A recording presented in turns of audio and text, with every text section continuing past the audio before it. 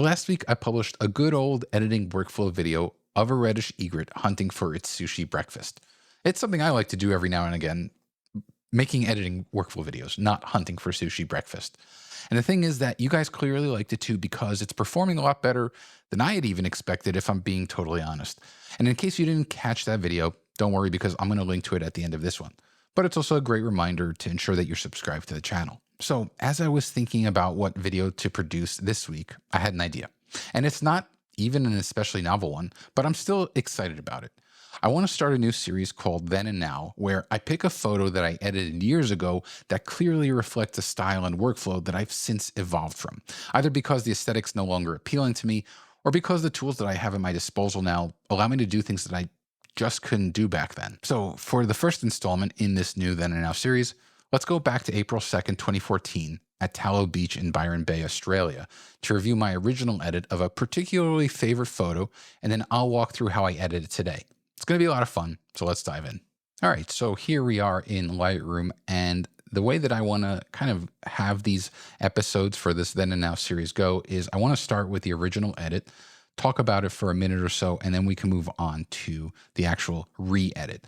Now, the thing that I like about this image, part of the reason why I chose it for the first episode is because it allows me to illustrate kind of an important point that I want to make, and that is, if you look at, I have other re-editing videos in this channel where I'll pick something from years ago where the editing is just horrendous. It's like it's a no-brainer that I would want to re-edit it.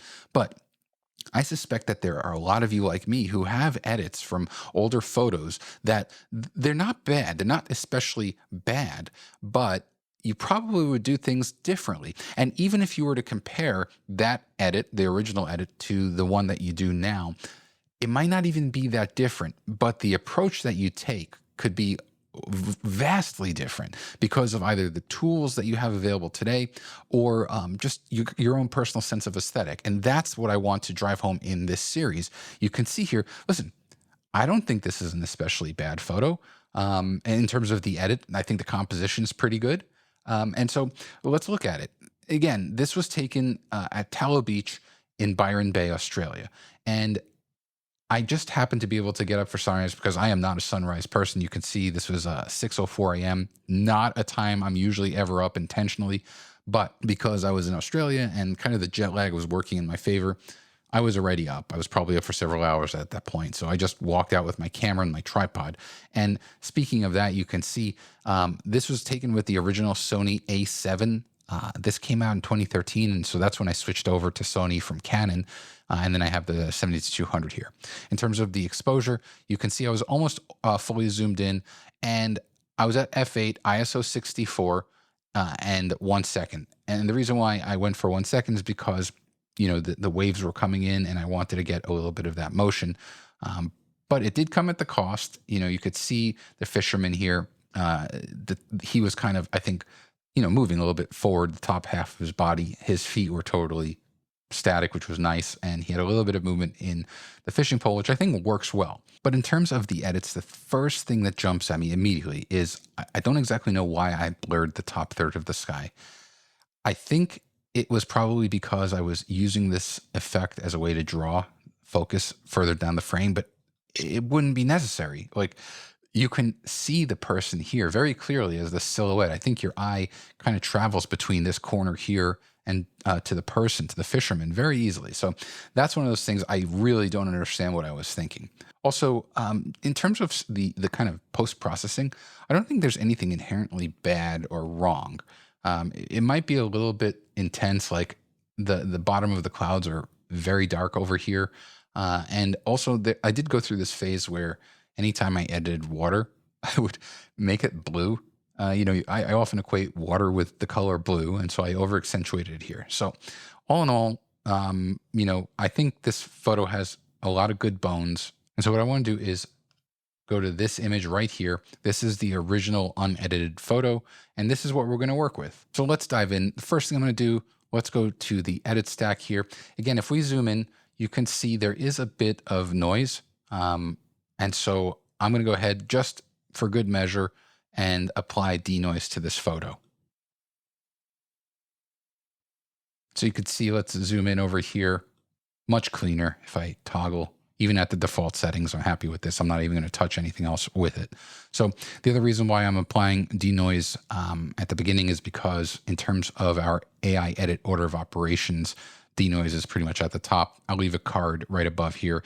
If you're not aware of it, you should definitely learn about what that is. So now that denoise is taken care of, I actually want to remove this person here because one, I like having just a single person, but two, the motion here is too distracting. So we're going to go to the remove panel. I'm going to use generative AI here. Let's make a decent sized brush and just kind of get this entire area, and then also a smaller brush. And let's just get rid of the fishing pole and then click on remove. Okay, it's like that person never existed. I am constantly amazed at how gen remove works in Lightroom. It's so good. All right, so now we can start working on tone and color. Let's go ahead down to white balance, select the dropper, and I'm going to select an area that usually should be gray, so something like this. You can see how it kind of balances it out, gets rid of that color cast. You can see there's a bit of a blue color cast here. So I actually prefer this. Some people might like this because it is really early in the morning, but I like this. So I'm going to go ahead and park that dropper. Now, I really like using the adaptive color profile. I know it's just something that I've gotten used to. And so I'm going to apply it here, and then I'm going to take the amount slider and see like right around here looks good as an overall strength. Now let's start fine tuning tone. So here I'm going to take the black point, bring it down a bit. Somewhere right around there. White point, let's increase that right there. Highlights, I'm going to just move the slider. I'm not looking at the slider, I'm looking at the image. I'm going to drop those highlights right around here. And then shadows, let's drop those a bit. Not much though. Okay, cool. So let's look at the adjustments to tone. Very subtle, no problems with that. Next, let's move to the point curve. So with the point curve, I'm going to apply a trusty S curve. And this is how I apply contrast.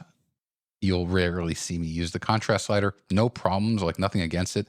I just prefer kind of manually controlling contrast. And so what I mean by that is with this dot here, I can kind of beef up shadows. So you can see how the shadows are getting a bit richer. And that's what I want. And then I'm also going to increase the highlights a bit. And then let's go with the midtone. So I'm going to go up and down and just look at the image. So right around here looks good. Okay.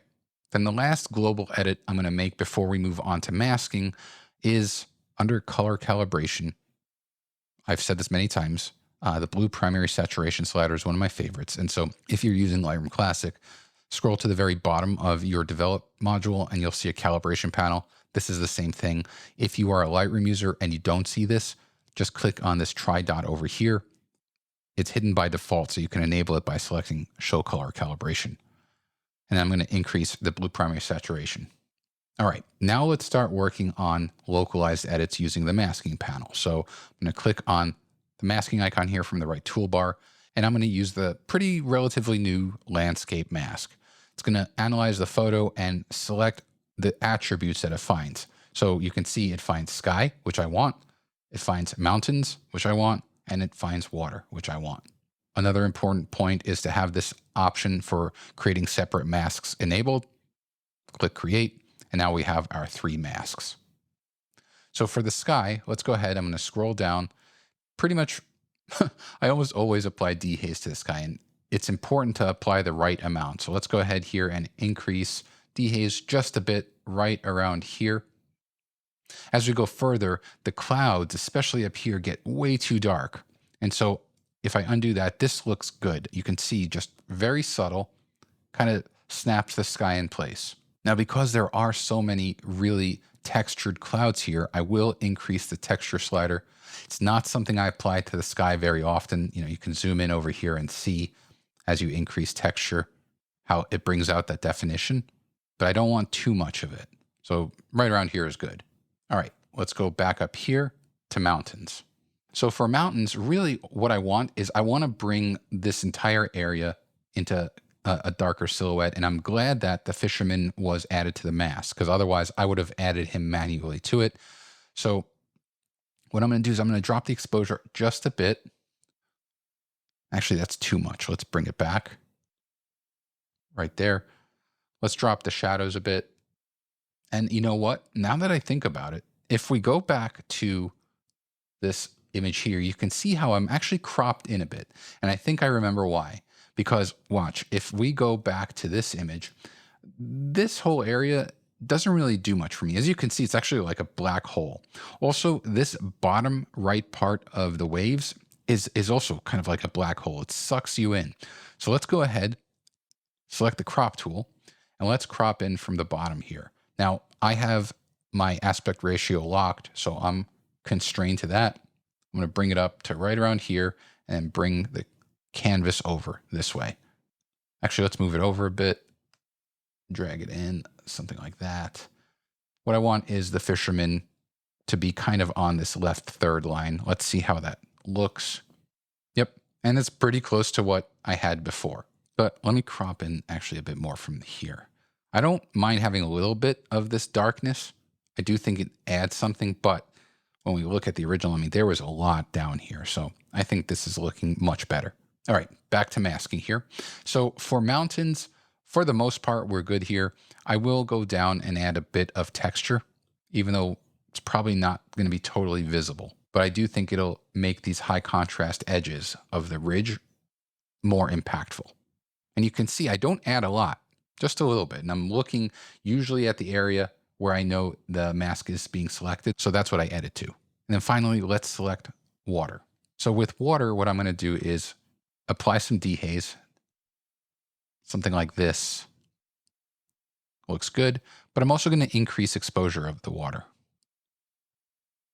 So right around there. And you know what? I think there's a better way to approach this. I'm going to undo this. I'll keep the dehaze where it is, but what I do want to do is add some boost to the highlights and to the shadows, kind of like a dodging and burning, but I want to do them separately, specifically to the water. So I'm going to show you how I'll do that here. Let's go back up here. I'm going to create a new mask. And again, I'm going to go to landscape. I'm only going to select water, but I'm also going to intersect it. So I'm going to select the tri-dot on the mask here.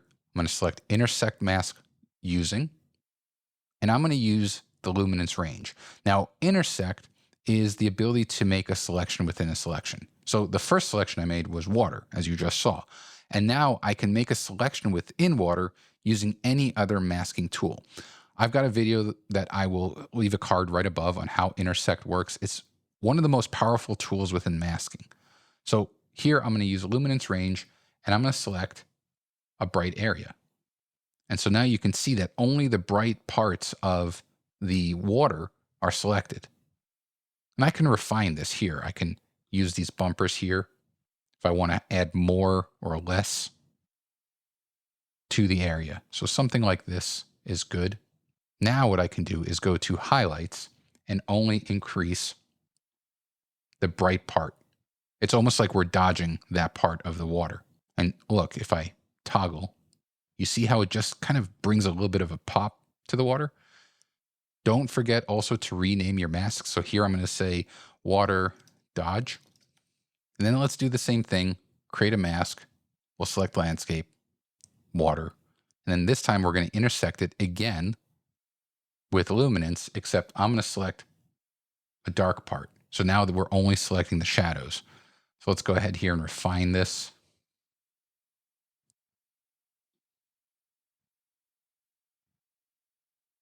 Somewhere right around here looks good. Okay, and for shadows, all I'm going to do is drop the shadows a bit, not too much, drop the black point a bit, but you can see here, see how the dark parts of the waves just look darker, just looks inkier. I like that. So let's rename this one. We'll call this water burn. And so let's see what the cumulative effect of all of the masks are. So it's not, you can see how it's not really in your face, but it does kind of tighten the shot up. All right, let's wrap things up here.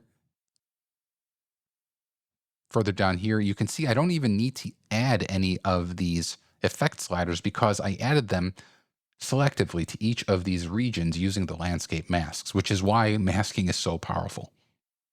Let's go ahead, apply sharpening. I'm going to zoom into 100%. And let's just kind of look at an area that should be sharp, like this area here. Let's go ahead and bring the radius down to 0.5. Radius controls effectively how many pixels on either side of a high contrast edge sharpening is applied. So we're going to make it the minimum of half a pixel. Let's increase detail. And then let's press and hold on the Option or Alt key to see the effect of sharpening. So right around here looks good. I was just looking at this area here. Let's zoom back out. Press and hold on the Option or Alt key while dragging on masking. Let's remove masking from everywhere but the high contrast edges. Now, one of the things you might have noticed if you follow my videos, normally when I apply an S-curve, I also like to pop up the black point, which will introduce a bit of gray into the dark parts of the image. But the thing is, that also takes away some of the contrast, which I want, which is why I didn't do that for this particular image. Also, oftentimes what I'll do is I'll move the refine saturation slider to about 50. But in this case here, I think that the saturation boost that adding the point curve adds to the photo, I think it looks really good. Also, one of the things I would normally do here is add a vignette, but I don't know.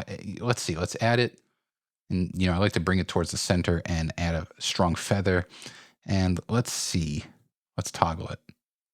No, you see, I think it just makes the edges way too dark. So I'm not going to apply a vignette to this image. But I think this is good. Let's look at the before. This is what we started with. And then using the tools available to us in Lightroom in 2025, this is what I was able to get. And now I'm going to go to grid. Let's select these two images here and put them side by side. Let's drop the film strip here so we can see this. And then let's swap them. So you can see, not even close, like my edit from today more than this one. I don't hate this edit. It just, I don't know. I think I over accentuated style here, especially the blur. The blur is unforgivable if I'm being honest. But the way it looks here, to me, this looks a lot more natural. And it looks more dramatic because of the custom dodge and burning in the water, which I actually really like, especially when I compare it to this. It doesn't have that weird blue cast to the image. All right, so I really enjoyed this, and I want to know if you enjoyed it too. Let me know in the comments below if you'd like to see more installments in this Then and Now series. I really want to know. It'll help me kind of decide how to plan, more videos down the line. Now, of course, if you want to learn more about landscape editing using Lightroom, I have a course called Lightroom Landscapes. I'll leave a link to it in the description below. It's a fun course. I really enjoyed creating it. And I mentioned how I have also this video in case you missed it. It's another editing workflow video of the reddish egret. That's right here. If you found this video helpful, a thumbs up is greatly appreciated, as is subscribing and clicking on the bell icon to get notified of all future videos. Thanks a lot, everyone.